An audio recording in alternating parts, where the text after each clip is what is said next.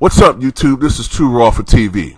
All right, so I just saw a hilarious, and I mean absolutely hilarious, segment on Undisputed, where they talked about the ridiculous report out from a quote-unquote source close to LeBron. And I agree with Skip Bayless. It's probably either Rich Paul or Magna Carta just making up shit. That was saying that, you know, and this coming in the aftermath of the Last Dance documentary, right? Making it seem like LeBron is basically a carbon copy of Mike. That he's very demanding of others, always yelling and arguing with guys, and demand that people put in as much work as he does, and he's borderline antisocial. And I'm like, look, man, enough is enough, okay? We've all watched LeBron James, okay? We've all watched this guy post on Twitter every fucking day. There's nothing about him that's antisocial. I'm more antisocial than LeBron is. He's not antisocial. There's nothing wrong with being a jovial guy. There's nothing wrong with it. And of course, to a great degree, he is competitive. You couldn't be a successful athlete on his level and not have some level of competitiveness. But we're talking about a mindset here. Okay, we're talking about either the Jordan mentality or the Mamba mentality, or from what I've read, the Jerry West mentality. You know, they're on a different trajectory when it comes to competitiveness. So, also, maybe in the same realm, maybe just a step below, Bill Russell. Matter of fact, let's make some comparisons here. Zion Williamson is the most heavily touted rookie since LeBron James, right? LeBron James is arguably the most hyped basketball phenom to come into the NBA. Zion's hype is comparable, but when you compare LeBron's to Zion's, I give the edge to LeBron because there really wasn't an internet back then. I mean, there was internet, but it wasn't like how it is now. And for him to get that much hype at that time was unprecedented. Michael Jordan wasn't even the first pick of the draft. It was Elijah One. And infamously, Sam Bowie was ahead of him. Got picked by the Trailblazers. Michael Jordan, when he first was drafted, with the sole exception of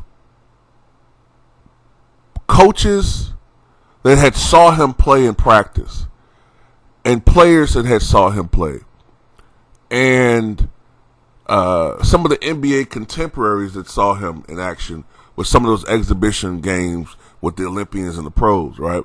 With the exception of those guys, the public at large wasn't totally enthralled by Mike. The Chicago Bulls weren't exactly foaming at the mouth when Michael was selected. They thought he was a good player, but not a franchise-changing player. You know what I'm saying? They almost saw him as a complimentary piece to some other guy that might come, and then maybe the franchise fortunes may change. So basically what I'm saying is this. It was Michael's competitive drive, and it was his hunger to win and to improve his game, which made him sports' biggest overachiever. Michael Jordan was pretty much projected to be like a Jerry Stackhouse, okay? Because UNC, in that system, Dean Smith's system, held Michael back a lot. Whereas LeBron James, being the floor general, always having the ball in his hands, even in high school, we always saw what he was able to do. Okay? So LeBron has never been held back offensively. when Michael went to Chicago Bulls, and I believe their head coach was Kevin Lottery. I think it's his name. Kevin Lottery was their head coach, and then it was Stan Alback before Doug Collins. Michael was not the first option, and from the get-go, he showed his will to win. The Chicago Bulls, this is what gets on my nerves. LeBron fans love to talk about how Michael didn't win shit his first 5-6 years, right? But let's remember something. Before Michael got there, the Bulls weren't doing shit anyway. The Bulls were, with the exception of the 1970s when they had guys like the late Norm Van Leer and Chet Walker and Bob Love and the now late Jerry Sloan and Tom Boerwinkle. Oh yeah, I know those Bulls. They were a pretty good team back then, but they couldn't get over the hump. All right? But for the most part, the Bulls, from their inception, I think in 1966, they sucked. They sucked. If I'm not mistaken, it was the Bulls that gave up a 60-piece to Wilt or something like that. It was the Bulls that gave up a career-high 57 points to Adrian Dantley. The Bulls were not known as a great franchise. The Bulls improved 11 games under Mike in their first season. They went to the playoffs. LeBron didn't make the playoffs his first 2 years in the NBA. But that gets forgotten.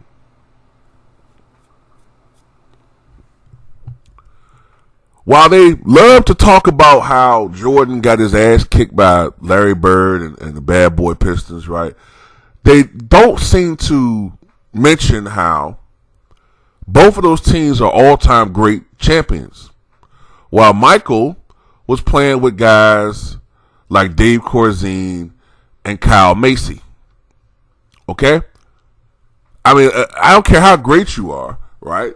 You can't beat a great all-time team. Isn't that what they love to tell us about LeBron versus the Warriors? Oh, nobody can beat that team. I mean, it was just LeBron against that team. Oh, but you expect Mike to beat an all-time great frontline in Bird, McHale, and Parrish. You fucking hypocrites. You expect Michael with a young, tender fucking Horace Grant and Scottie Pippen having migraines all across the place and shooting 1 of 10 or 0 for 10. You expect him to beat the bad boy loaded Pistons by himself, even though they came tantalizingly close in 1990 to doing so. Even though that same team beat the Portland Trailblazers, who were supposedly more loaded than Chicago, right? They beat them in 5.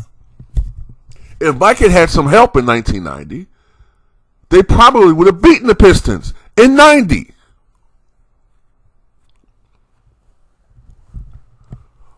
But it was Mike's competitiveness that made Scottie Pippen, from a 7.6 points per game rookie who was inconsistent and had back surgery as a rookie, so his future was uncertain, to a perennial all-star. It was playing with Michael Jordan that did that. LeBron's never cultivated anybody like that. Mike helped to make Horace Grant into a better player. Mike helped to make Horace Grant into a borderline all-star. 14 points, 8-9 rebounds, sometimes 10 rebounds. It was playing with Mike that helped to make B.J. Armstrong into an all-star level type player, which he was in 94 when he averaged 14 points and over 8 assists a game. That shit wasn't by accident.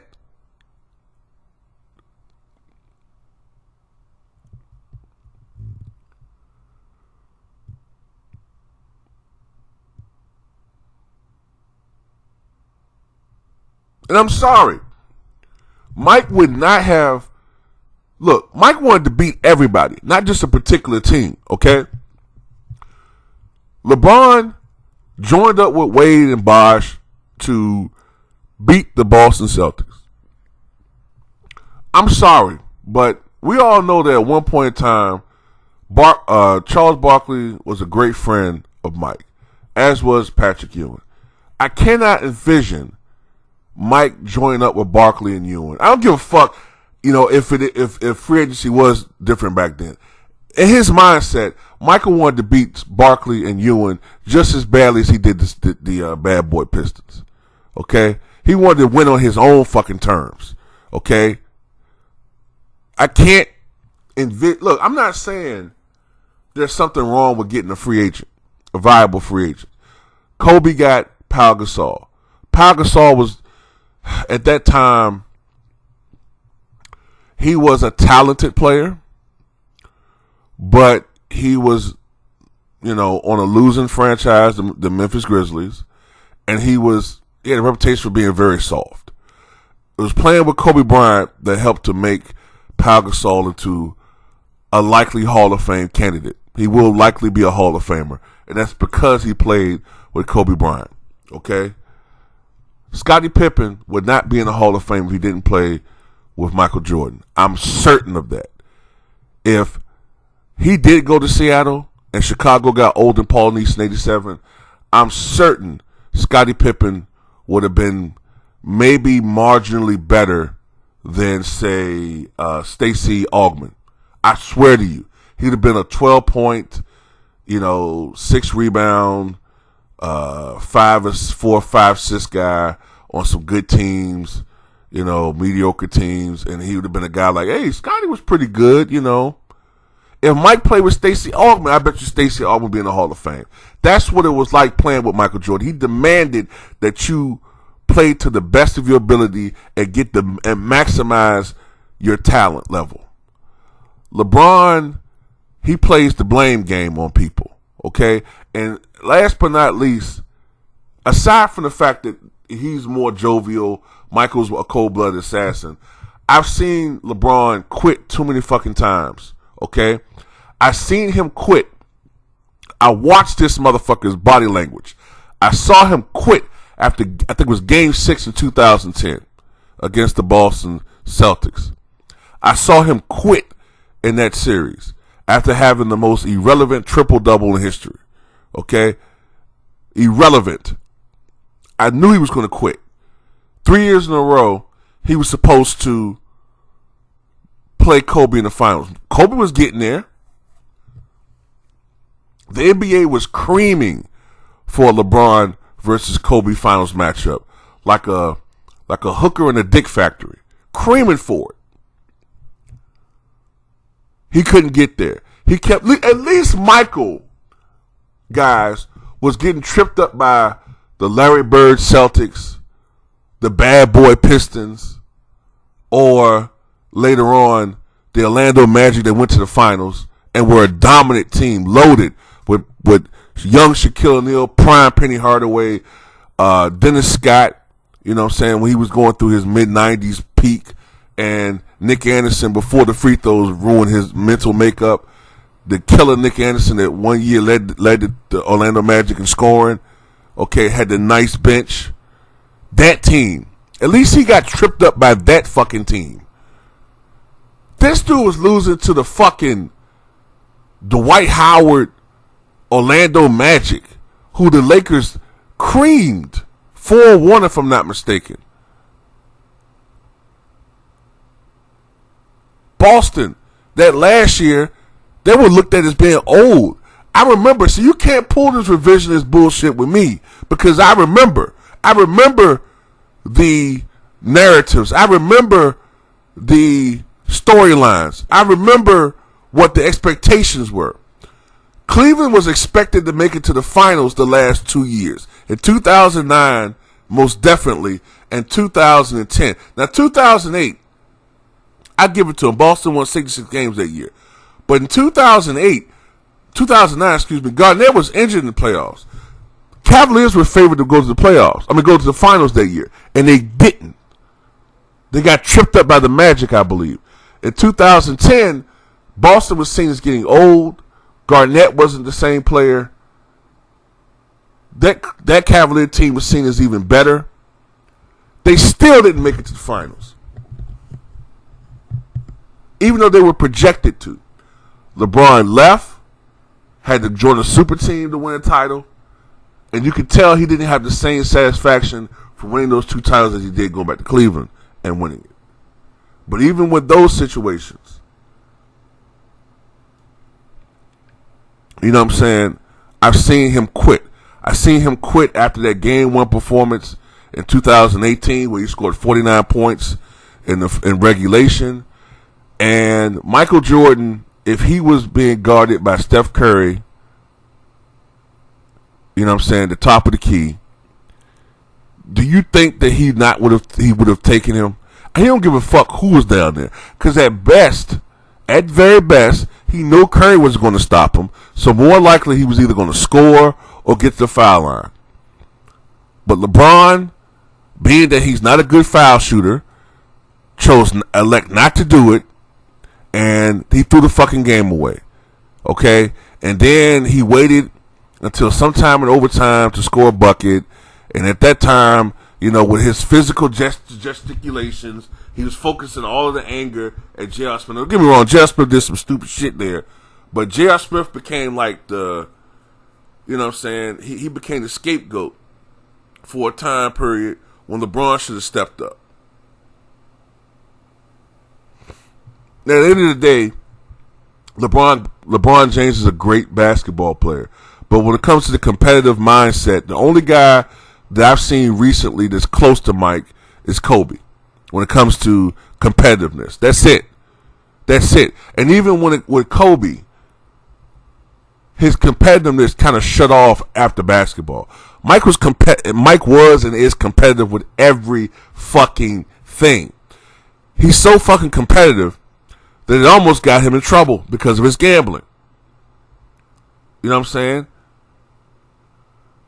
Mike's competitiveness goes through everything, through every competitive thing you can think of, whether you're talking about poker, whether you're talking about, you know, just, what was it that was shown in the documentary, like throwing cards into a trash can?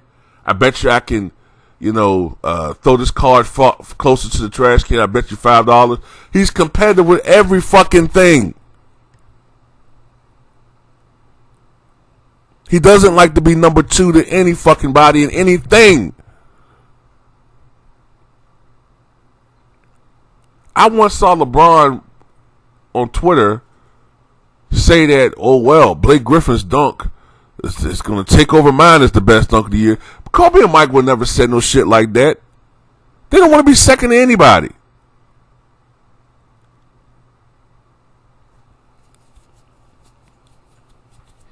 They're not the same. There's a difference. Yes, he's competitive to a great extent, but he's not. They don't have the same personality makeup. They don't. Okay? They don't. LeBron talks a good game, but his makeup is not like LeBron. I mean, like Mike's. If I had to compare LeBron to anybody, man, his makeup is more like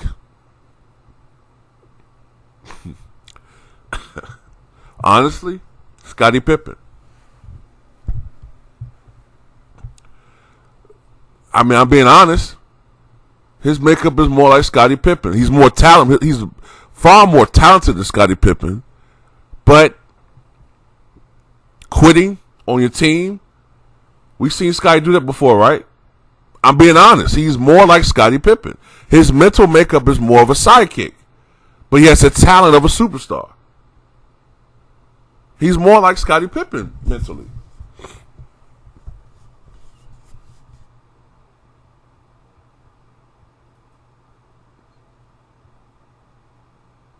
But anyway, that's just my 2 cents. I know it's going to make a lot of people pissed off. I don't give a fuck. Tell me what you guys think.